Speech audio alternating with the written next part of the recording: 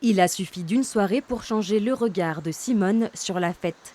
Samedi dernier, alors qu'elle ne consomme ni drogue ni alcool, elle est prise de nausées, de bouffées de chaleur et d'étourdissement.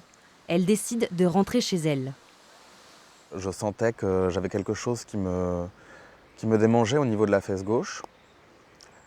Et c'est en arrivant chez moi que j'ai regardé avec un petit miroir et que j'ai constaté ce que je pense être une piqûre. J'avais entendu parler de piqûres dans des boîtes de nuit à Poitiers. Du coup, je fais rapidement le lien et je pense que j'ai été drogué au GHB à ce moment-là. Lors de cette soirée queer donnée au confort moderne, Simone serait la seule victime de piqûres malveillantes.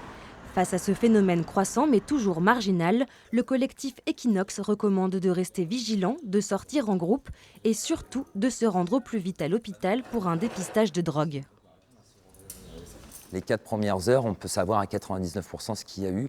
Plus on va aller dans le temps, plus ça va disparaître dans le corps. Et donc, il faut vraiment aller très rapidement aux urgences si on a une suspicion. Et plus on le fera, plus on saura. La substance injectée reste inconnue. Dans la Vienne, une seule plainte a pour l'instant été déposée, mais les responsables d'établissements festifs se mobilisent. On renforce la vigilance, comme je vous disais, on se forme pour pouvoir répondre à des nouveaux cas, à des nouvelles pratiques. Mais non, il ne faut pas se laisser emporter. On est là avant tout comme un établissement qui propose un établissement culturel, que je vous disais. Et la fête est une pratique culturelle aussi qu'on se doit de défendre et de préserver. Les différents cas recensés en France sont partagés pour être mieux compris. Pour l'instant, Simone, elle, n'est pas prête à retourner faire la fête.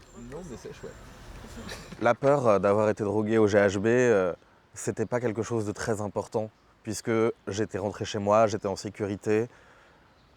Mais la peur du VIH, oui, elle est là.